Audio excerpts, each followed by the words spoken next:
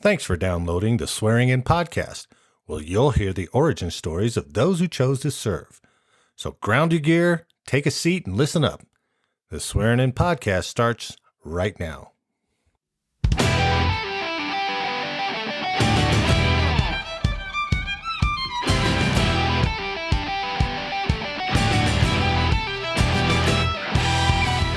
Hello, America, and welcome to the Swearing In podcast.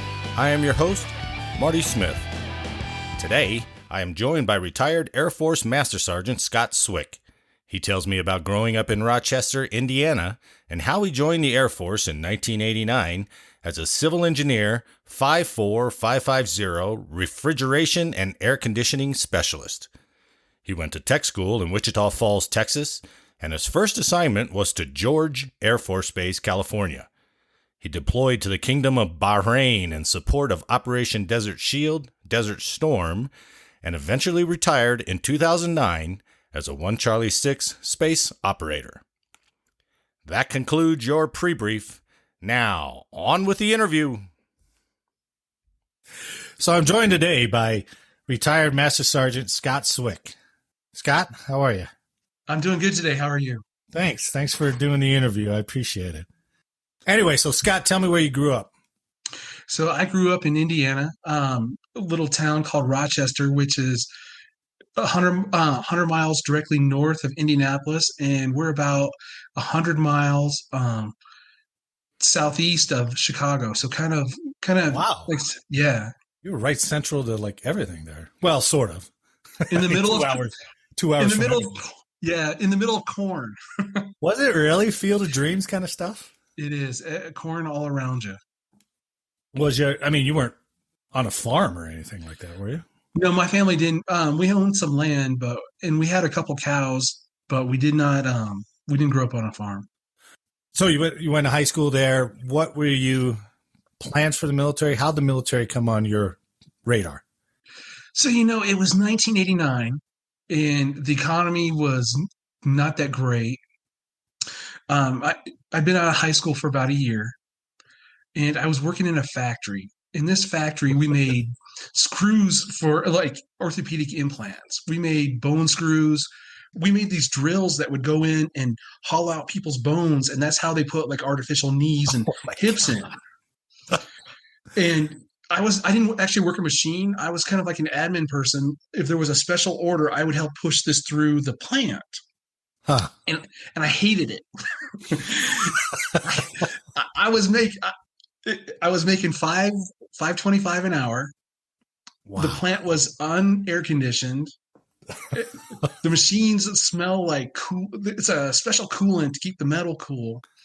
And I knew that, one, I wasn't making much money, and two, I knew that there was, I knew there was a life out there that I wasn't going to get working in that plant.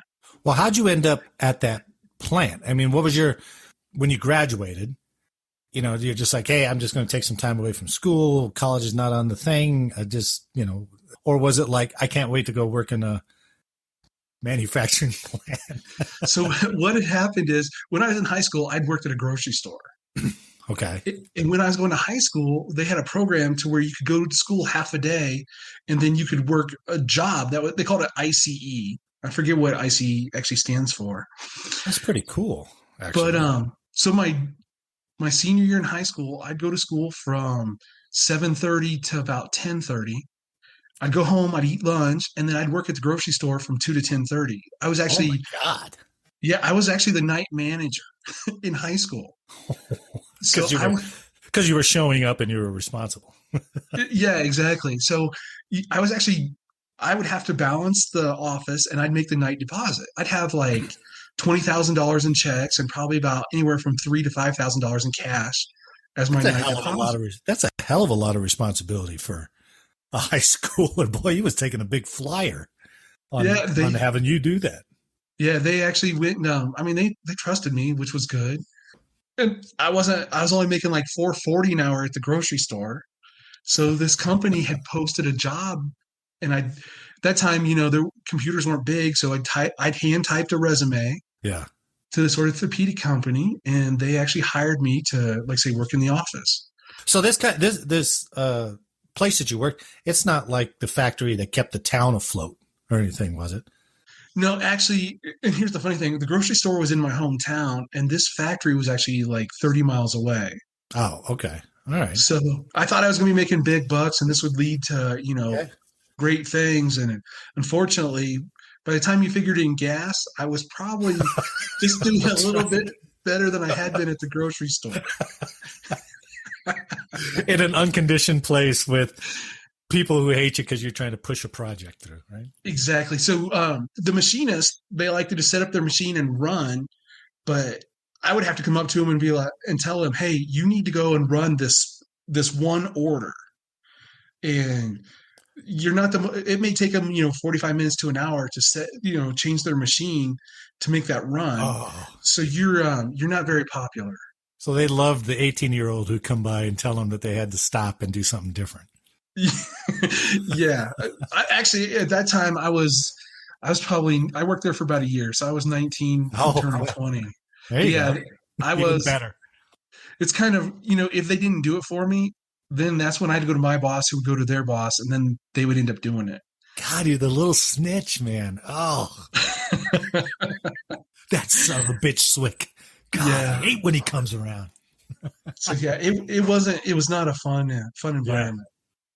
Okay, so now the light's going off, so like I got to get out of this. I got to do something else. Yeah, so some of my friends were going to college, others were just kind of doing their own thing. How come But no college for you? I just didn't feel like I was ready for it at the time. I didn't know what I wanted to do. I knew I wanted to do something, Right, right. but I didn't. It's so hard when you're young to say I want to do this for the rest of my life. Oh yeah, because you have no idea. And I didn't want to go and get in debt, going to school Smart. for something that I may not want to do the rest of my life. Yeah, yeah. Like I say, I was having trouble making a decision. And, I always thought hard work would just pave the way, but you come to a realization that you can work really hard and still not get forward. Yeah. get forward. And then while I worked at the factory one time, I had kidney stones. Oh no. And this was kind of an eye opener that my insurance plan at the factory was 80/20 after the first 200. And so if you're making $5.25 an hour and you're working 40 hours, you're only making, before taxes, like $225 a week. Right. So, here I am, I have pains in my kidney, and I go to the doctor, they do x-rays, and I think I probably had $300 and some worth of doctor bills. There goes all your pay. Exactly. And I was, I'm still living at home, and I'm like, I'm not going to really be able with rent and car payment. And then if I ever get sick, I can't afford to get sick. Right, right. And then I just knew there was a change. So one day I was driving by the recruiter's office, and I had some friends that had joined the military, and they were telling me, how fun it was, how great it was.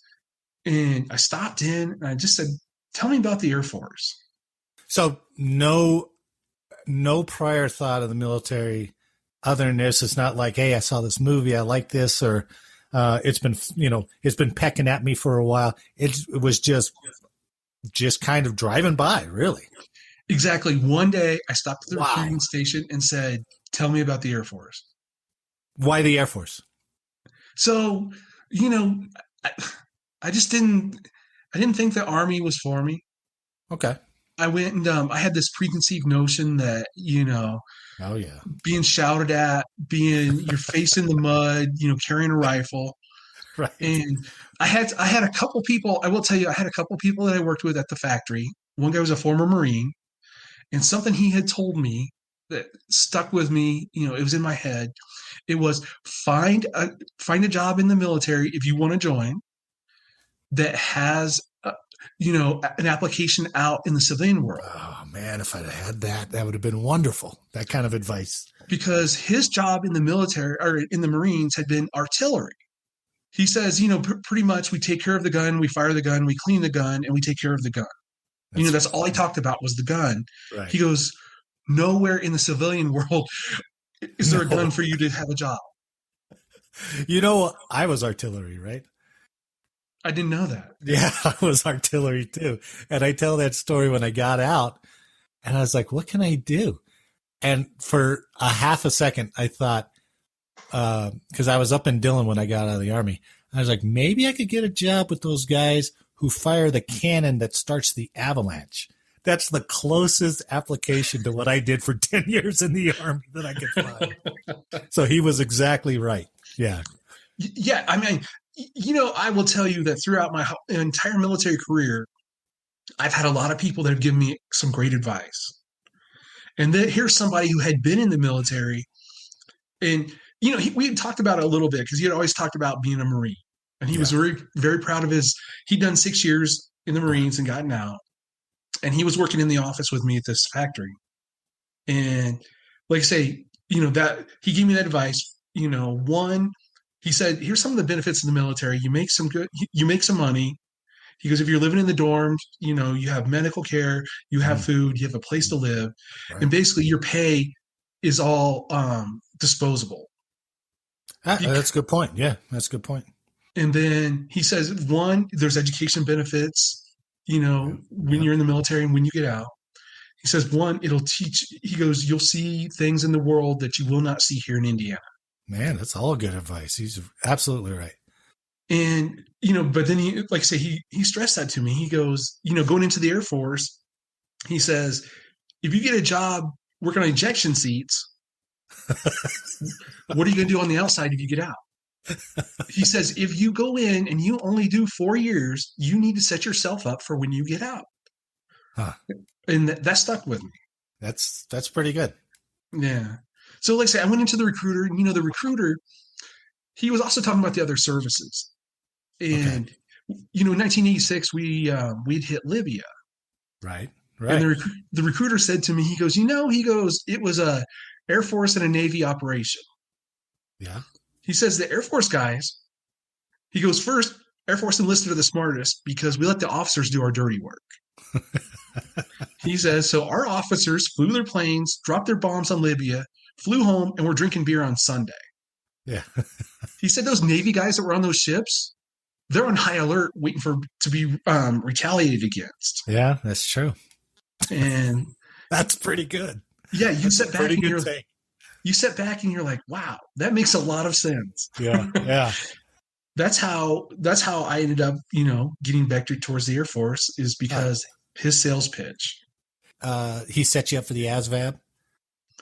Yeah, that's correct. He set me up for the ASVAB. Or did you go do that at MEPS? No. Okay. He set me up to do the ASVAB. And MEPS for us was down in Indianapolis.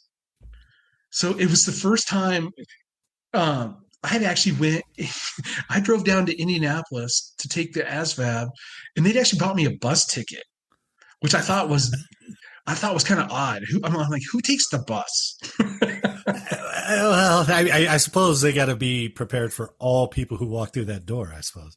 Yeah. So I went down, I took the ASVAB, and then my scores came back, and it showed that I had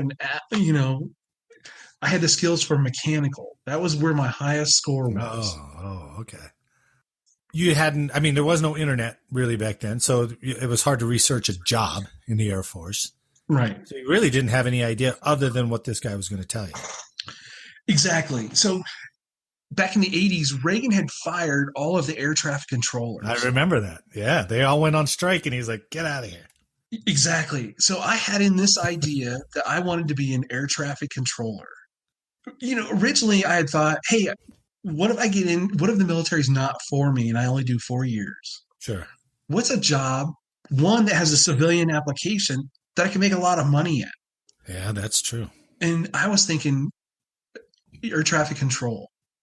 Now, when I went down to MEPS, and at that time you could get a guaranteed job. Oh, okay. And so when I went down for my physical, I went down one time, spent the night, and then the next day, went through, did the physical, and then it was time to pick your job. There's like, what do you want to do? And of course, they were trying to vector me towards either being like an aircraft mechanic or civil engineering.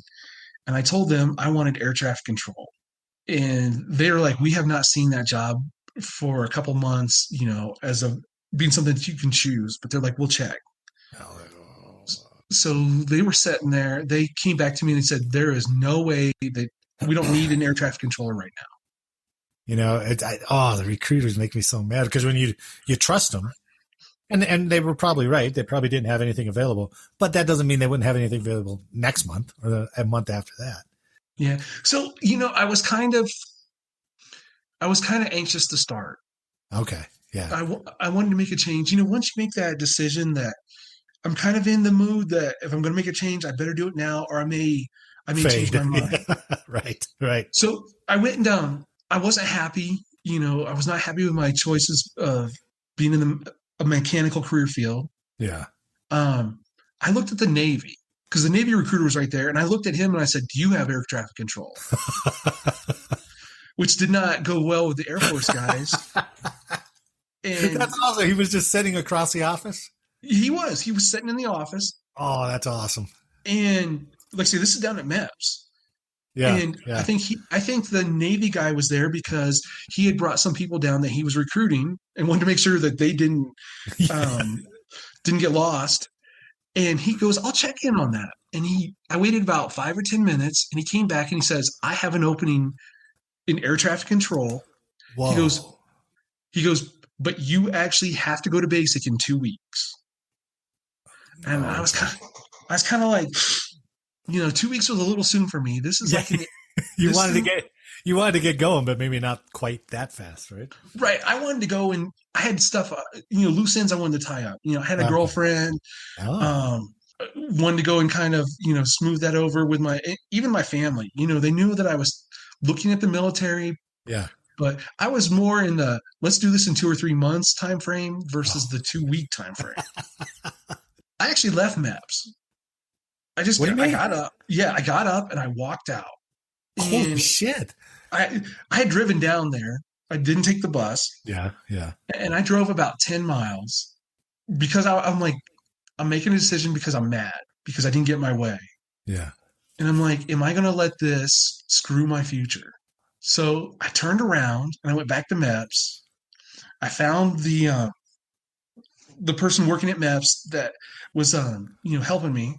He's like, you came back. I'm like, yes. He goes, hey, I got some other guys. He goes, I'll bring you in about 5 minutes. So he got me back in there. I chose air conditioning and refrigeration, which is a civil engineering job. And I think, this was like the April timeframe, and I was going to leave in November. So it gave me enough time to go and kind of, tie up everything back home before I actually shipped out. Wow, that close to being Navy. Yeah, I was close to being Navy. And then that close to being a civilian again. Exactly. Had the Navy been like a month and a half or 2 months, I probably would have been in the Navy. What a day. You wake up, you're like, screw you. You don't have the job. You have the job, but it's too soon. I'm out of here. I'm back. That's incredible. Wow. Everything happens for a reason. I guess so, yeah. Something was looking out for me at that time. That's a crazy pinball way to get into the Air Force there. We get the basic training. We get to San Antonio, the airport.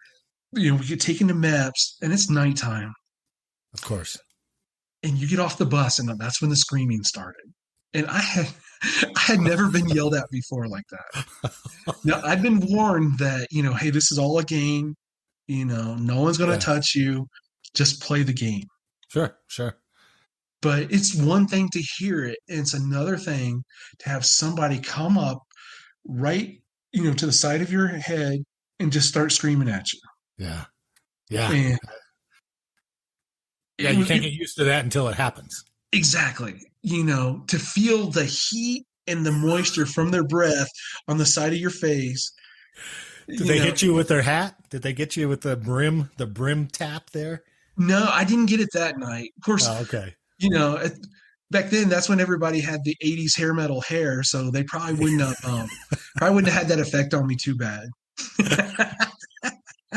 What was the AFSC designator? Has it changed? Has it been changed over the years? It has. Originally, it was like a 5.4, 5.50.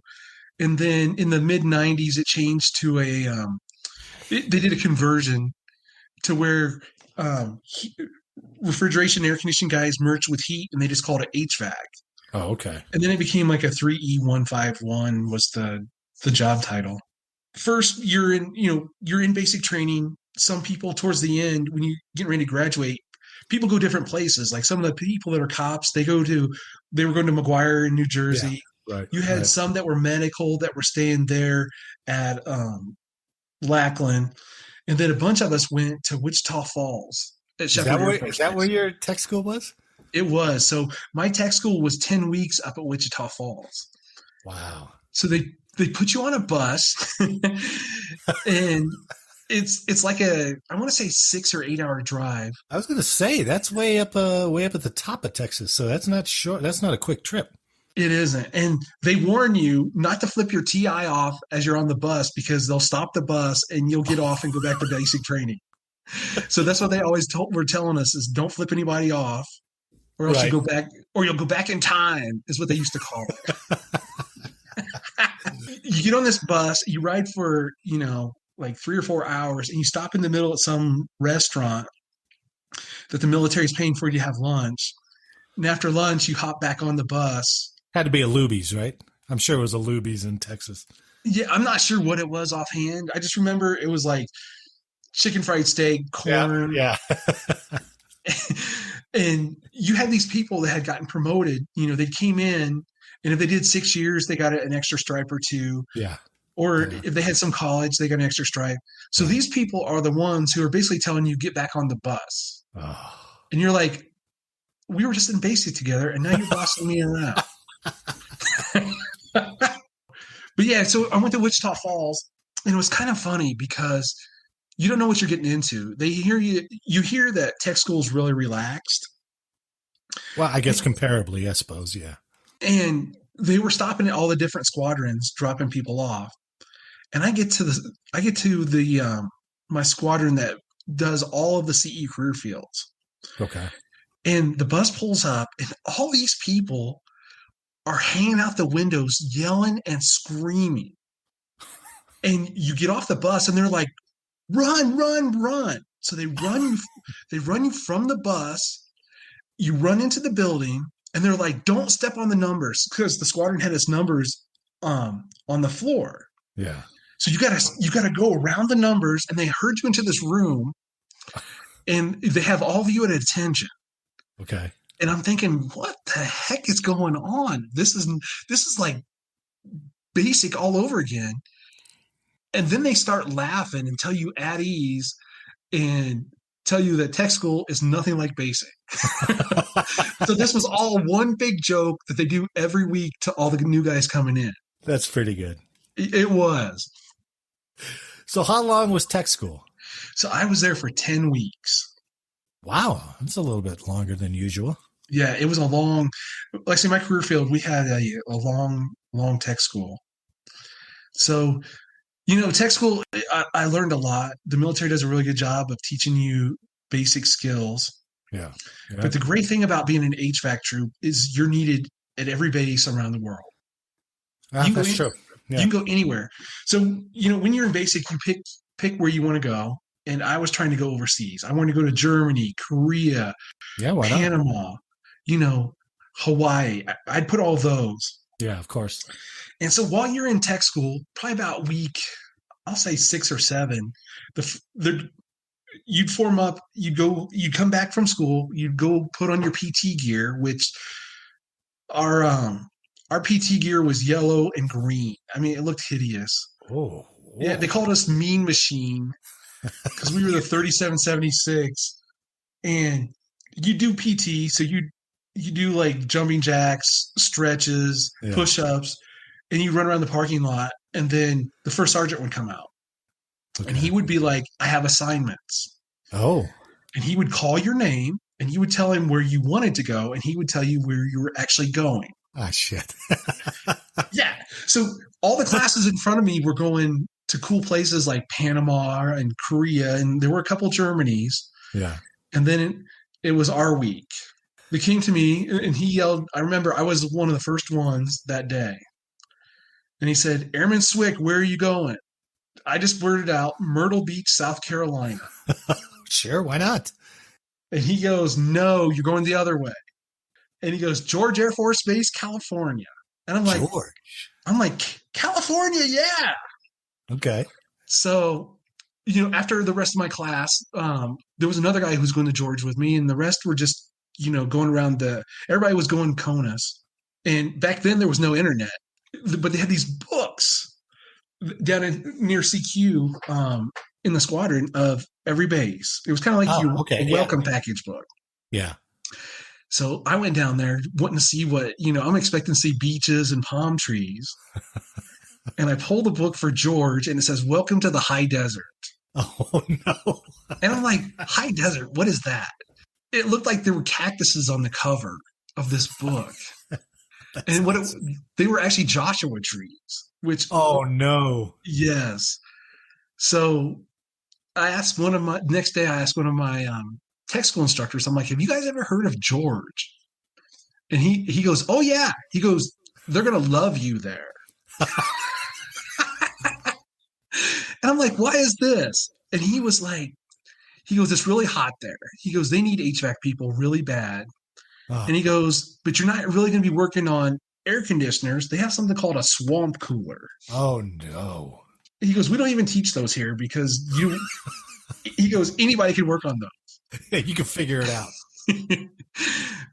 I was excited because it was California. Sure. I was excited to go and be in the real Air Force. No beach.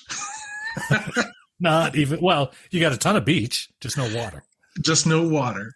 So yeah. So I graduated. I graduated tech school, and then I flew home. I had told my sponsor that I was going to be home on leave before I came out. Okay. So they actually sent my sponsor package to my parents' house. Wow, that's really nice of them too. And I open all that stuff up, and I find out that my base is closing. It's on the BRAC list. I just, as we're speaking, I looked it up and I was like, where is this place? And one of the big things is, it was shuttered in 1992. Exactly. So like I say, this is 1990. Yeah. They know they're going to close. Until they close, there's still, still mission to be done. Yeah. Yeah. So I drove all the way, I spent my 2 weeks at home, and then I drove all the way from Indiana to California, which wow. I had never done. It took me 4 days, and I actually got to my base Easter Sunday. Wow. Yeah. So this is April of 1990, and I check into billeting. I called the squadron, and they just said, call your shop tomorrow. Here's the number you need to call, and here's the person you need to talk to, and they'll come get you. And I'm like, okay, So not knowing, what the standard protocol was, the next day I put on my blues, and I called my boss. I called the shop and said, hey, I'm Airman Swick. I'm just PCS'd here. And they're like, we're going to come get you. We'll be there in like 10 minutes. There was like 2 or 3 that came to greet me, which, wow. Yeah, I was like, wow, this is pretty cool. Yeah. So they take me around the squadron, they in-process me, assign me a dorm room. So so-and-so's going to go with you with the shop truck. Put your stuff in the truck or your car. We'll take you over. We'll get you situated in the dorm. And then once you get your dorm room like semi put together, come back to us. So I put on my BDUs because, everybody else was in their BDUs, or like say, because we were still transitioning, some people were in the fatigues, the old, yeah, the green fatigues. And I went back on my first day in my BDUs, and they instantly showed me how to work on a swamp cooler.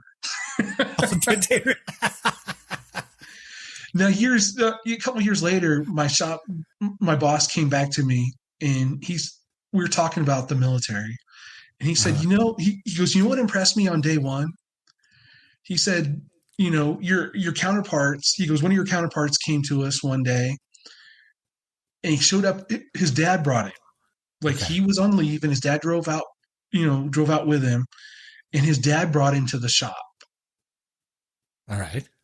And then he's like, we dropped him off, helped him get situated. And it took him, he never came back. Like he showed up a day later.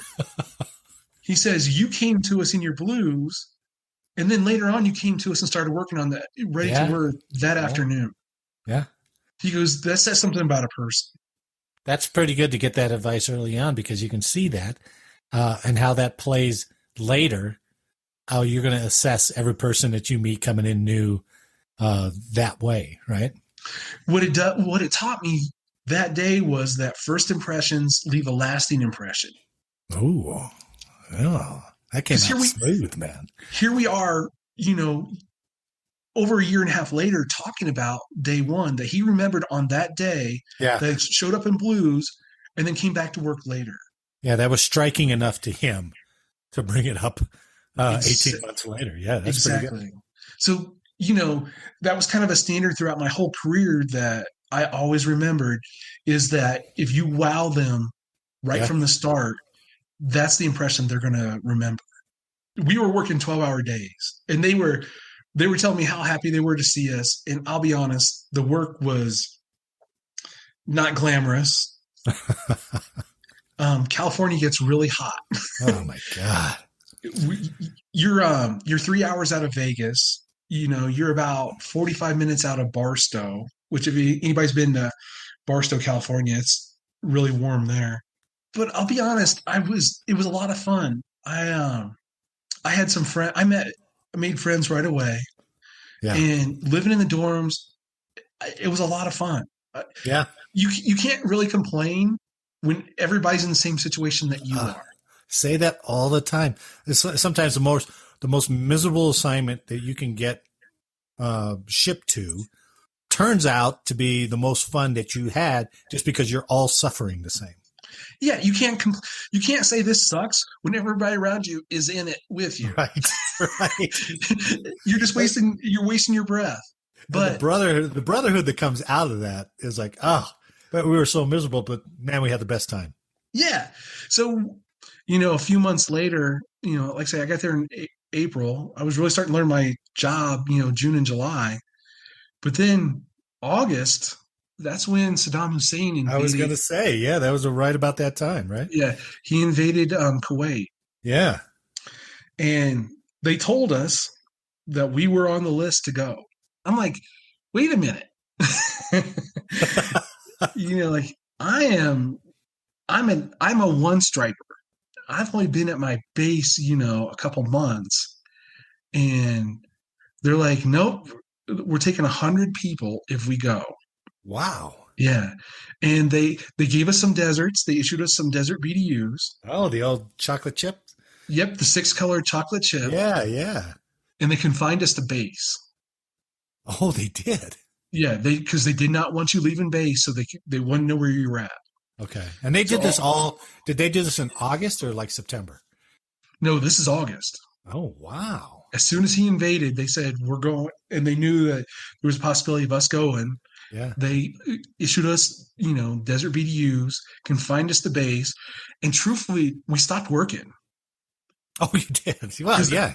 We were expecting to go, it was like any minute you can go. So they're like, pack your bags, get all your affairs in order. Yeah.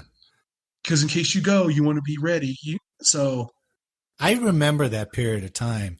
I was at Fort Polk at the time, and it was so the unknown just heightened everything, right? Because you're like, are they going to call? I remember telling my dad, I was like, I got to be careful not to give away any information. So if I call you and I say this, and I can't remember, we'd come up with some phrase, and then I'll just make it quick and I'll say that to you. You'll know what's happening.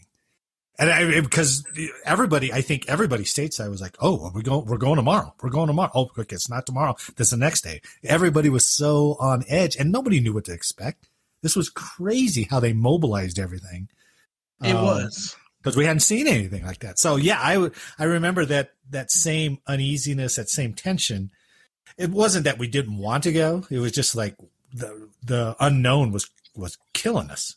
Yeah, one, not knowing if you are or not going? Yeah. And then 2, where are you going? Yeah, that's true too. And then, and you could have gone anywhere. Exactly. And then are you, in your mind, because we were prime beef, are we going to have to shoot our way in? Oh, yeah. I guess there was that thought. So, you have all these unknowns. Uh-huh. So, so we're all sitting there. And then after a week of being confined to base and not going to work and being in civil engineering, what do? You start partying. So the natural response. Yeah. It's, wait all day and party all night. Yeah. Yeah. We did that for another week. And then all of a sudden, all the birds left. So at our base, we had the F4 wild weasels. Oh, the old ones. Yeah. Yeah. So, the birds flew off. And then all of a sudden you're like, okay, this just got real. Yeah. Yeah, really. And it's only a matter of time. So then they said, all right, we were going to send a 20-person advanced team with some other of the, a couple of aircraft maintainers, some CE people, and they all left. But these people are leaving, and you don't know where they're going. They're just gone. Right. They're just gone. Right. Right. That adds to it a little bit. Yeah, it adds. I mean, it adds to the anxiety just a little bit. Yeah. I want to, I'd warn my parents that, hey, I think I'm going. And then every day it's like, oh, I haven't left yet. Right. And I'm not sure what day it was. About 4:30 in the morning, I get a knock on my door. I'm being told we're going. Whoa. So I grab my sea bags, and they're like, go throw your sea bags in a truck down in the parking lot. Yeah. So real fast. Did you have those pre-packed? I did. Okay. So, and luckily I brought, I had civilian clothes in there. Yeah. I had, everything I thought I would need. Sure. And I had an A bag and a C bag. So I already had my gas mask and all that stuff. And I call my folks real quick. I'm like, I'm going. I don't know where. I'll call you when I can. Nice. And I threw my sea bags, and I walked to the squadron because it was only a block or 2 away. And then they bust us over to this MAC terminal. Oh. And it's everybody who's going from our base. And then there were people from another base they had brought. And this base was McClellan. They had actually shipped cops down. Oh, wow. And they were actually carrying guns. Oh, jeez. And their ammo was being loaded onto the plane as well. No, these guys were hand carrying their guns on the airplane. Yeah. But they didn't have any ammo. Yeah. Yeah. But before we could get on the airplane, we had to get shots. Oh, no. Yeah. So you would get in a circle of about 12 guys. You would face outward from the circle, and they would come up and ask you. They said, you're going to get 4 shots in the butt. Do you want it all 4? Yeah, all 4 in one side, or you want 2 in each side? And I'm like, well, why wouldn't you just do it all in on both sides? Yeah, yeah. And they're like, well, maybe you want to lean on one side and try to sleep on the plane. I'm like, I think it's going to hurt that much. You're like, that makes sense, kind of, get it all on one side and sleep. But you basically are these people are in the middle of the circle, and everybody's facing outward. Oh, my goodness. So all they're seeing is 12 rear ends and giving 4 shots in each one. Oh, my God. And there was no curtains around. It was just basically drop your pants and face outward. At least you didn't have to hold hands. Yeah. So do you remember what you got? Do you remember what they gave you? They called it a gamma globin or something. Yeah, yeah. It was a GG shot. And it wasn't like anthrax or anything like that, was it? No, we didn't get those until we were actually over there. Oh, okay. So they went and they gave us 4. Each one of us got 4 shots in the rear, and then we walked out and got on the plane. Oh, jeez, really? And then the wing commander basically gave us a speech about how it's really good to die for your country, and that we were going to make sure that the bad guy died for his country and not ours. Okay, all right. That we were all going to come home and enjoy the spoils. And you're like, but I can't, I don't remember everything from his speech, but to basically hear that basically we're going over there so that he dies for his country, and then, we're all coming back. You're like, wow. It was pretty amazing speech. That's cool. That's pretty cool. Yeah. So we flew from California to New York, and then we gassed up in New York, and then we flew all the way over to Brussels, Belgium. Wow. And they actually let us off the plane there. We were out on the tarmac while they cleaned the plane. Yeah. And then from Belgium, we flew to Dhahran, Saudi Arabia. So we land at night. We've been on the plane for a long time. It seems like we've been on the plane for a day. And they crack open the door, and that we go to get off the plane, and this smell hits me. I mean, it stunk. I mean, it just smelled funny. Yeah. And it was hot. And I'm like, I look at my buddy. I'm like, man, we're in somebody's jet wash. I bet there were 12 or 15 planes that were there on the taxiway with us. And, they bring up a ladder, and we're all getting off the plane. Yeah. My buddy goes, we're not in jet wash. We're just screwed. He goes, it's that hot. And sure enough, it was. I mean, it's just that crazy hot. Yeah. Yeah. But I mean, that was my first, when we got off the plane was the smell. I mean, there was that jet fuel exhaust smell. Sure. There was I can't describe, it's a lasting memory, but I can't describe. It was like a stench. And then there's just that heat wave that hits you. Oh. You get off the air conditioned plane, and all you can smell is diesel. Once again, jet fuel exhaust, and the smell of Saudi. The smell of Saudi. Did you get there at night, or did you get there during the day? No, we got there at night. Oh, of course. Okay. And I bet it was 100. Yeah. I was going to say easily, probably. Yeah. I mean, this is the end of August. Oh. And you're in Saudi Arabia. Oh my God. And it seemed the bus finally starts driving, and it just seems like we're driving forever. Yeah. And we cross over a causeway, and we ask the bus driver, where are we going? And he says, Bahrain. Ooh. And I'm like, what the hell is Bahrain? Yeah. Never heard of it. Sure. We get to the base on Bahrain, and basically we can see our birds sitting over there. They're all clustered together. And we're under, it's kind of like a hangar, but there's no sides on it. It's just the roof to where you could pull a plane in and work on it. And all of us are sleeping on these bags. Oh, waiting for somebody to tell us what to do. And then, by this time, the sun's coming up. Oh. And it's starting to get warm. And you're trying to figure out, where can I go to the bathroom, and where am I going to live? Right. Because there's nothing. I mean, there's the flight line and a couple buildings, but there's not much there. A couple hours later, the guys that we had sent in advance show up. And they're driving these, they call them a 6-pack, but it's a 4-door Ford pickup that's pink. Pink? They're the painted desert sand. Oh. But they look pink. Yeah. And they grab our bags, and they're like, oh, we're going to set up camp on the other side of base. Should have listened to those keywords, set up. Because we got there, and there was nothing set up for us. Nothing, yeah. So the Bahrainis had an Air Force base there, and they had a few dorms, and that's where these guys were sitting. Oh. But the Air Force had just dropped off a bazillion Connex boxes, and we were going to have to build Tent City. Oh, my God. Yeah. So day one was we started building tents just so we had someplace to even put our bags. Yeah. So, like I say, we started building tents, and then we hooked up our first air conditioner. Being the HVAC shop, we hooked up the first AC in the tent. And as soon as you would go in, you'd want to just drop to sleep because you could relax. Oh, my God. And I remember waking up. I set up a cot, and I wake up because something's on my feet, and I start kicking. And it's my section commander. Oh.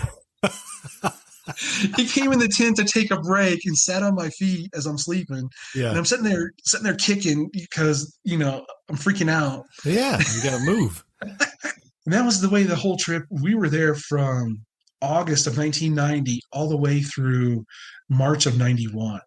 And Okay. Yeah, we were so close that Iraq actually fired Scuds at us.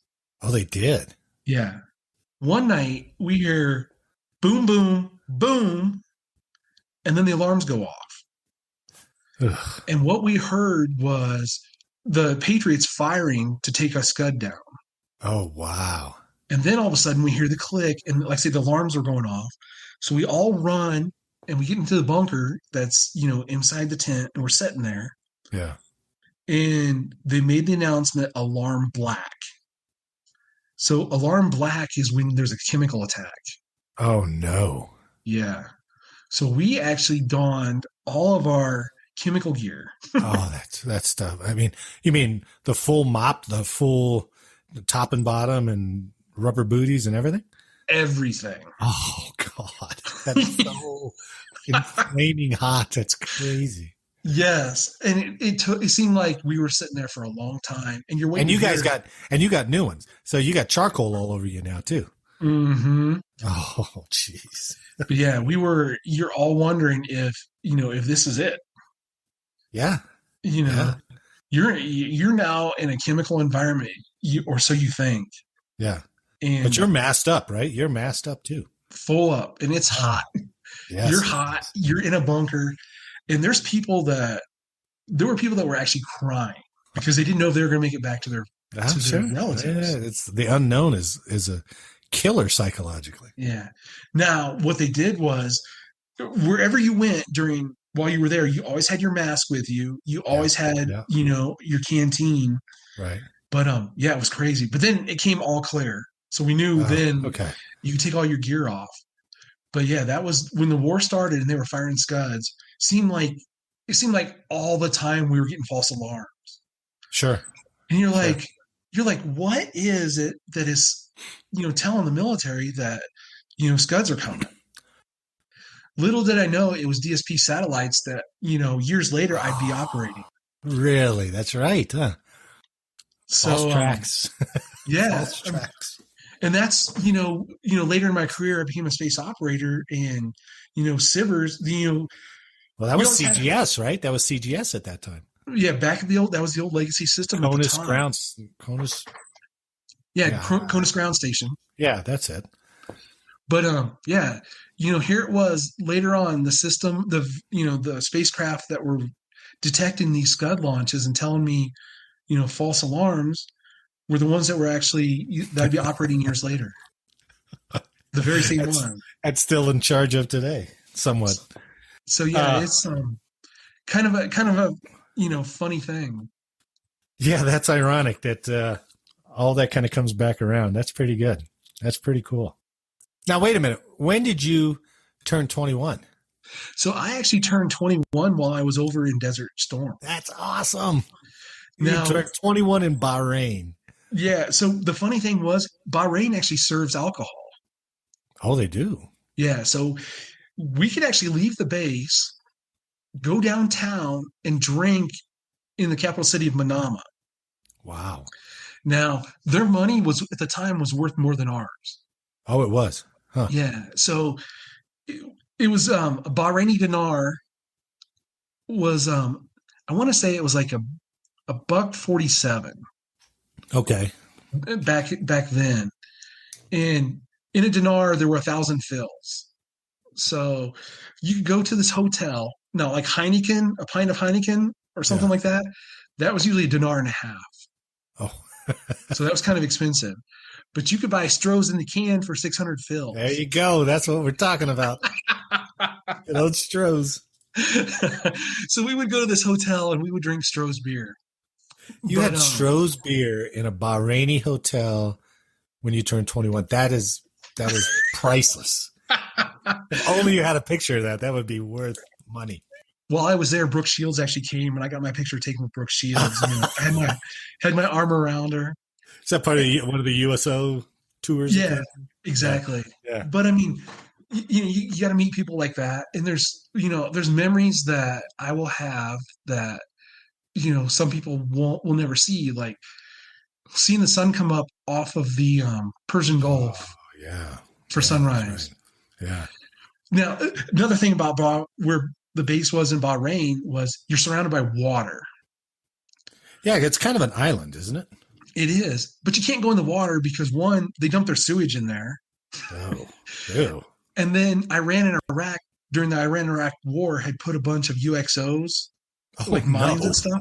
So you couldn't go in the water because they're afraid you'd get blown up. God. So between the raw sewage and the UXOs, you couldn't go in the water, but you were surrounded by it. Wow. But it was quite an experience.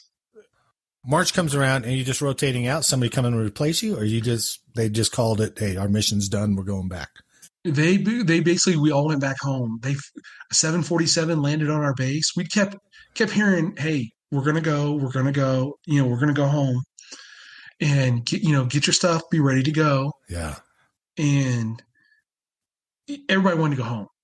So it was really weird, is whenever you travel, you always lighten the load by throwing out what you don't need. Yeah. And several, people had boots they weren't going to take back. They had shoes they weren't going to take back. And, they were throwing everything away. Yeah. In these dumpsters. Well, to show you how great our military is, we were throwing stuff away, and the Bahrainis were actually in those dumpsters pulling the boots back out. Of course. Yeah, of course. Because they didn't have them. Sure.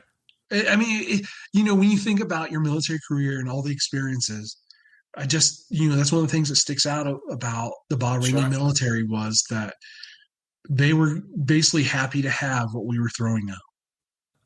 Okay, so you come back and now you got to close down the base. Yeah, we had a year and then the base was closing. So I went and actually had made below the zone airman. Hey, look at you. Yeah, so I went and was getting promoted. I hadn't put it on yet. Yeah. But the assignment team came. When an assignment team normally comes, you have to go as your projected rank. But, okay. All right. But because below the zone is not, it's a promotion, but it's not a normal promotion. Yeah. They gave me the choice. So had I went as a senior airman, I probably would have ended up at Eglin Air Force Base. Oh, not too bad. But because I was able to go as an A1C, yeah, I chose Patrick Air Force Base in Florida. And the guy right behind me chose Patrick as well. And the assignment team guy goes, "Welcome to Combat Com." Yeah. And I'm like, "What is that?" He goes, "You deploy a lot." Oh. I didn't know really what the unit did. I just chosen that assignment based on, originally I thought that was probably just a normal CE unit I was going to. Yeah. So I call the shop, I get their number, and they're like, "We're closing." I'm like, "Well, I don't know what's going on, but I just chose you, and I have an assignment." Stayed a little bit longer at George to help. I stayed until October of '92, and then I drove. By that time, I gotten married. Oh, very good. And my wife was pregnant. Very good. And we drove pretty much in line with all us young military guys. Yeah, so we drove from California all the way to Florida. Oh God! And I want to say it took us like 5 days. Sure. And it was a beautiful assignment. Yeah. And I'd probably been there a couple months. They trained me on how their system worked, and pretty much Combat Com. It was a mobile radar for doing air traffic control. Okay. My job was to keep the equipment cool, keep it running. But one of our missions that we did a lot of air traffic control for was drug interdiction down in the Caribbean. Wow. So a few of my supervisor had left before we got official word that we were closing. Yeah. And went to Peru to do drug interdiction missions. Oh, jeez. And they had been in the Caymans doing drug interdiction as well. But then official word came down that we were closing. Like I say, I'd only been here like 3 or 4 months, and official word came down that we were done. Yeah. Yeah. But while I was there at Patrick, anybody who's ever been to the NCO and the O Club, it's right on the beach. Oh, beautiful. It's beautiful. and they used to have this thing called Jamaican Me Crazy. They would serve $1 Mai Tais and play Jamaican music out on the back patio. Oh, not too bad. So one of the things we would go there and watch it, but it was really fun to do it when they would have a launch because Cape Canaveral is only 18 miles away. Yeah. And we would go out there for Jamaican Me Crazy and watch GPS put up, the Delta rockets launch GPS satellites. Yeah. Little did I know that in just a few short years, I would be flying those GPS satellites that were being launched. So when I talked about, DSP was protecting me while I was in Desert Storm, right, and someday I'd be operating them. Here I'm watching these satellites going up that I'm going to fly in probably 5 years from there. That's crazy. Is that not crazy? Oh, man. It is a small Air Force. But yeah, it just, like I say, I really love being there, but we were only there for a year. Oh, you were? Okay. And then once again, the assignment team came down and I chose the assignment to Colorado Springs. But you were still CE, right? I was still CE. Okay. So this was the October of 93 timeframe. And you're going to Pete, I assume? So I was going to Falcon. Oh, Falcon. So back in that day, Falcon Air Force Base was out in the plains of Colorado. Now today we know that as Schriever. Yeah. But back when I was PCS there, it was the name of the base was called Falcon, but people used to call it Falcatraz. And they used to say the fence was there to keep you in and not everybody else out.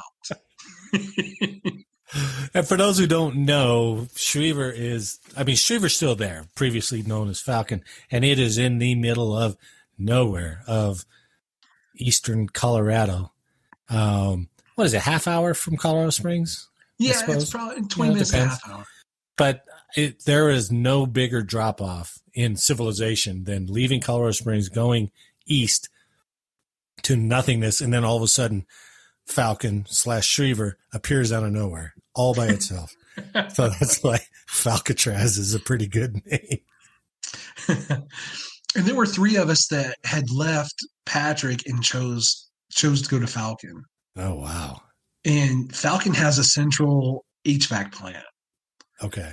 And your job pretty much was, if you were, and it's shift work, it's 24/7. Yeah. But if there's only one guy on swings, one guy on mids, and everybody else worked days. Oh, and geez. Your job was pretty much to wax the floor and just take readings on the equipment. Huh. And that's all you were really, if any of the big maintenance was to be done, we contracted it out. Yeah. So I had a lot of time to study. And I studied, and I had been there, 3 or 4 years. Oh, okay. And, by this time, it was time to re-enlist. Yeah. And, I'd seen everything that I kind of had a decision to make. Do I stay in? Do I get out? Yeah, because you're what? Are you at 4 years or are you at 6? I'm at 4. Okay. But I was on an extension. Oh, all right. And, I had seen the military says you're not supposed to be PCS more than, one time during your first 4 years. I had my initial PCS, a short tour out of Desert Storm. Yeah. And this was my second, I had 2 PCS moves after my initial. Right. All in my first 4 years. Yeah. So, I had been, I'd had everything done to me that I thought the military could throw at me. Yeah. And, I discussed it. I was like, do I get out, start doing HVAC for a civilian company?